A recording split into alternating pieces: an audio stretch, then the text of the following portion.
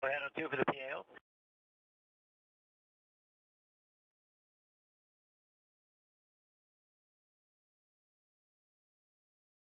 Yep, Mike, just letting you know we're ready for you in the gem. We'll be ready for an on-time start. And just to clarify your question before, you'll be talking on the...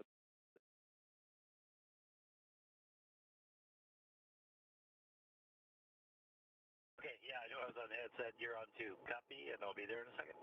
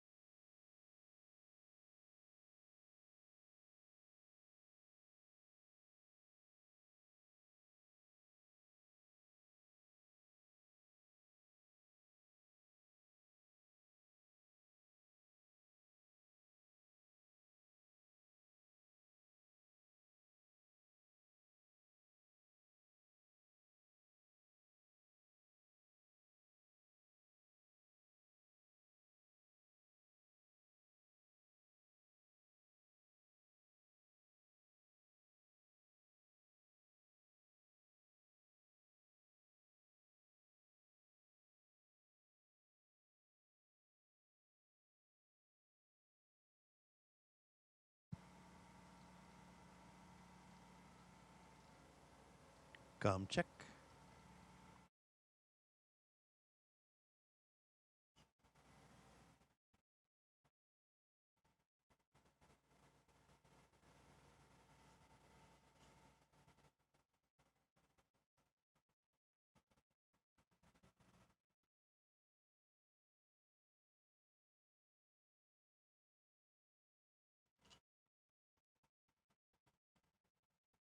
And on 2 for the PAO. I know there was some work going on in here. Just checking that the camera view is still good.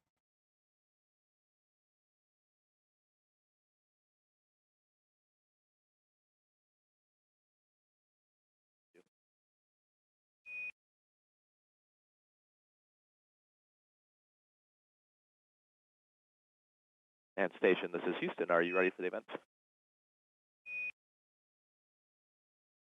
Houston Station, we're ready for the event. KGW-TV, this is Mission Control Houston. Please call station for a voice check. Station, this is Devin Haskins from KGW-TV. How do you hear me? Devin Haskins from KGW-TV. I got you loud and clear. How me from the station? You sound great from here.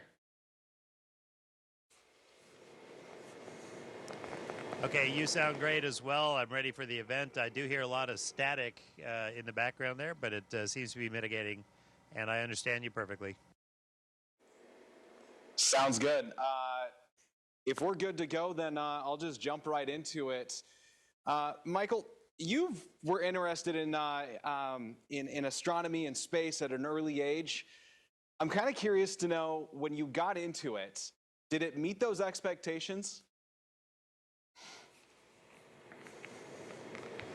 Well, yeah, and more. I think it's important to note I was interested in a lot of things at an early age, that being marine biology and astronomy and telescope building and chemistry. And I think a lot of people in the local area know about the Oregon Museum of Science and Industry. I kind of grew up as an OMSI kid, and I was able to explore some of those areas as a kid, actually, doing some of the camps and doing some of the activities at OMSI. So that actually had a lot to do with kind of nurturing those broad interests. And when you look at broad interests, there's no place that brings those all together like the space program does, like NASA has done for me. So, yeah, I would say it has met and exceeded all of my expectations. This mission right now, you guys just launched earlier this month, and you'll be there for about 6 months. Talk about the work that you're going to be doing while up at the International Space Station. Yeah, well, first and foremost, the International Station is a science laboratory. It's a very vibrant and humming science laboratory. And you can see behind me there's power and data cables and racks that support our science experiments everywhere. And this is just one of several modules. So basically, you know, being a science weenie, I'm kind of a kid in a candy store up here doing every kind of science experiment you can possibly imagine. So that includes a lot of life sciences. For me, how the human adapts is really my passion, and so the human medical studies are quite interesting.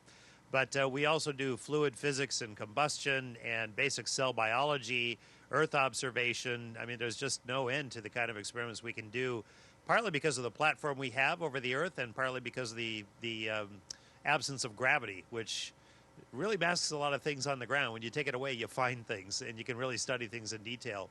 So mainly a lot of science up here. I understand also that, as you had said, how space interacts or affects the human body and the blood flow within that human body, taking away gravity, right? Yeah, I would have to say that every system in the body changes when it gets into zero gravity, and mostly it's the body adapting to kind of get to a place where it wants to be when there's no gravity. And so that includes losing maybe 15% of your blood volume in your red blood cells, and your heart changes shape, changes position. You get a little taller, your waist gets a little thinner, sounds great, although you pay for that at the end. Your immune system changes, and the way blood flow is regulated changes. And that's just about half of what really happens, and there's a lot more detail in that. So I mean, it's really quite fascinating how adaptable we really are. This is not your first time up at the International Space Station. In fact, you've been a couple times before. What has changed aboard the space station that was different this time? Well, that's a really good question. Some of the tools we have for research are much better. Our procedures and our guidance are basically on tablets that we can carry around now. And when we have these in our hands to do a complex science procedure, that is really helpful compared to what we used to have to do, which is go to a computer for every step. As you see, there's a lot of data cables behind me because we've upgraded our IT systems and our Ethernet capabilities. The infrastructure wasn't built necessarily to accommodate all of these, and so we kind of put them together on the outside of the racks, as you see. But that makes us much more capable as a laboratory. And some of the ways we run our operations with our international and industry and academic partners are also, I think, much better, much more complex. But having said that, the station is still this wonderful old station that I remember. It's big, it's capable, it's very international. Our Russian counterparts have added modules to their section of the station, and it's just really cool to see them adding up their science as well. So some things have changed. The food is about the same, but I like the food, and the camaraderie around the galley table is great. I was going to say, how many more trips to space do you got in you? Well, that's not up to me. If it were up to me, I'd say certainly more than this. I am really, really thrilled to be up here now, though. So if the opportunity arises, I'll be ready to go. Here in a couple of weeks, as I'm sure you're well aware, the solar eclipse will happen on April 8th. Do you know yet where you'll be and kind of how you'll be able to look at it, and what does it look like from up there?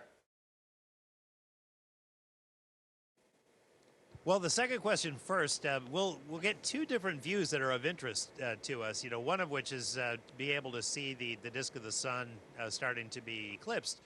The other one is the shadow that passes across the Earth. And I've seen that from about 35,000 feet in an aircraft in 2017 off the coast of Oregon, actually. And that was pretty amazing. But to see a much broader view of the Earth and watching that shadow traverse it, that's another really interesting thing for us. So we'll be turning our cameras both ways. As far as the phasing goes, we're not exactly sure with 100% certainty where we will be at every stage yet, but we're getting closer to that understanding. Of course, we orbit the Earth every 90 minutes, and so this is like doing eclipse photography from a really fast car. But we're looking forward to pointing our cameras in whatever direction seems right to us. I was at a fifth grade classroom yesterday and said, hey, I'm going to talk to an astronaut aboard the space station. Is there a question that you would ask him? So if you don't mind, I'm going to ask you a couple of their questions they had for me. The first one being, what's it like in space? Well, the short answer is it's really cool, so you can tell them that. There's maybe a couple of things that really make space amazing. One is zero gravity, so I mean, this is zero gravity. It's something you have to get used to, but after a while, you love it. You become a three-dimensional creature, and you fly like Superman, and you can move heavy things, and it's just really awesome. The other thing is the Earth views. You know, when you're in space, you're almost dominated by that view of the Earth. It just changes your perspective on the planet that you live on, that is your home. You sense the beauty and the fragility of it. That is a large living reality of what space is really like for us. And you're in a small-ish enclosure. So it's up to you to get along with your shipmates and to do your work in spite of the vastness that you're inside of, or that you're a part of, really. But those are kind of the things that I talk about when I talk about what it's like to be in space. Another one is what is your favorite food to eat up there? I'm not really a good guide because I kind of eat everything. I'm notorious for that. But some of the things I really like, the shrimp cocktail is great. Because we're an international station, we have food from everywhere. So some of the Russian foods I really like quite well. So the lamb stew, there's a cottage cheese type thing with nuts. In Russian, it's tvorog s orekami. It's one of my favorite foods ever. And we really like the Japanese curries and fish dishes. And then maybe on a more serious note, how do you take care of your mental health while up there for that long of a time? Mental health. Well, I mean, I love being up here. You know, I can answer that two ways. You know, first of all, academically, we've actually studied psychological profiles of people on both the U.S. side and the Russian side, and there is what we call a salutatory effect of being in space. Everybody loves being up here, and for the most part, it's a very psychologically enhancing experience. You know, that's what the academics say. If you just ask any astronaut, they say, oh, geez, it's great to be in space. Of course it is. And the memories you make here, just you carry forever. So from a mental standpoint, you know, aside from missing family, it's just a very, very positive experience. Something I wish we could share with everybody. And then finally, one of the students giving a presentation saying he wanted to be an astronaut was saying how hard it is to get into the space program. So for you, do you remember that challenge of getting in, and how hard was it for you? Well, you know, what I would say is, you know, I'm no genius. My high school counselor reminded me of that. You know, he said, you're no genius, but hard work will make up for that, and curiosity. And he was absolutely right. So I wouldn't want any student to feel like you have to be an absolute Einstein to do this job. You need to be determined, hardworking, a team player, and really passionate about your interests. And that narrows down to a considerably smaller pool of people that are really eligible to do this job. It's not quite the super geniuses that a lot of people think it is. But find something that's useful to the space program, get passionate about it, because you can't be good at anything unless you really love it. But if it's something the space program needs, bring those skills to the table, to our table, keep in touch with us, and the closer you get to us, the more you'll find about what it takes to be an astronaut.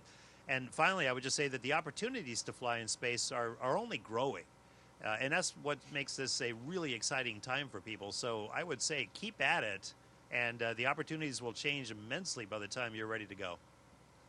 Do you think the words from your guidance counselor kind of helped fuel that fire of, well, you said, I'm not smart enough, but I'm going to prove you wrong? I don't think I was out to prove him wrong. I believed him, and he was right. You know, hard work and curiosity carry you very, very far. And, you know, when you look at the people in the astronaut corps, I mean, we are an interesting slice of humanity, but what makes us mostly who we are is curiosity and dedication to what we believe, and that kind of willingness to get along with people who think differently but think amazingly. So, yeah, I mean, he was right, and I think I'm right. You don't have to be super smart. You have to be smart enough, and it has to be something that's useful to us, but be determined and be passionate about what you love. And that's how I got here.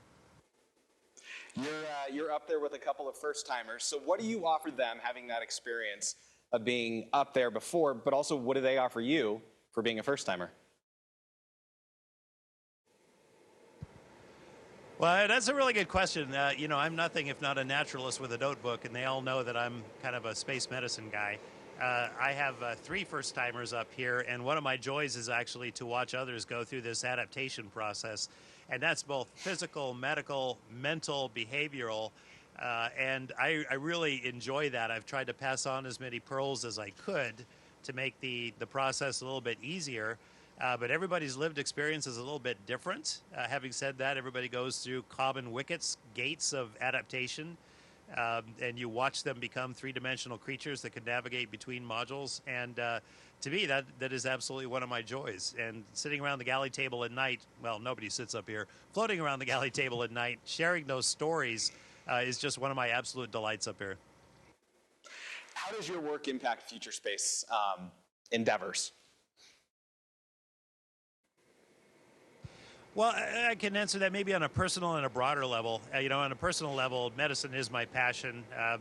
I'm senior editor on a space medical textbook, and to be sure, that means myself and 75 of my closest friends have tried to capture the knowledge base, the standard of care of space medicine, and we're trying to carry that forward and keep it alive and keep it revising. So to me, that's probably one of the more important things I do for the effort. On a broader basis, the space station is really akin to a low Earth orbit wind tunnel, if you will. It is a place where we can test things before we throw platforms and vehicles further to the moon, to Mars. We can test in spaceflight conditions every life support system, science package, fuel transfer, all sorts of things that are bread and butter to spaceflight and space exploration. We can do that here because we're a really well-supplied laboratory and well-staffed and well-supported from the ground. So this really becomes a stepping stone to many, many different places in the kind of the broader picture of spaceflight and human expansion in my mind. I'm going to take you back down to Earth for the last question. You grew up in the Camas area. Talk about your childhood and how that prepared you for this. Well, it was a great childhood. It's always greater in retrospect, but, we had a farm. My mom and dad both worked, which meant my brothers and I ended up taking care of the farm a lot and going to school. There could be no better training for up here because we were always fixing things, and we always had duties beyond the schoolwork. You get up in the morning, you feed animals, you come back, you feed animals, and there were certainly others in my school that had similar experiences.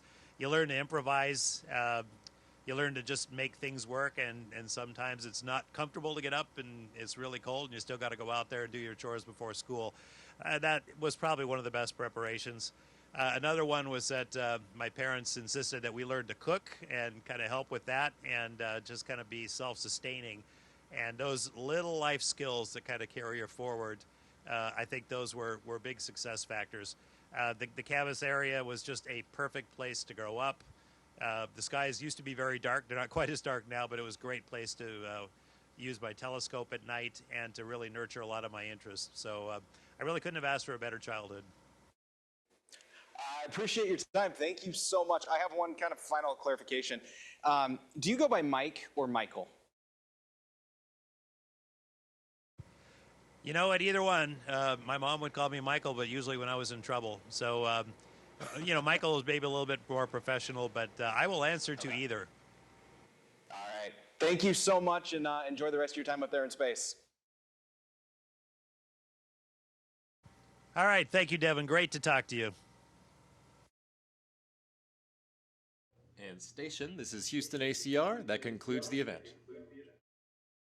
Thank you to all participants. Station, we are now resuming operational audio communications.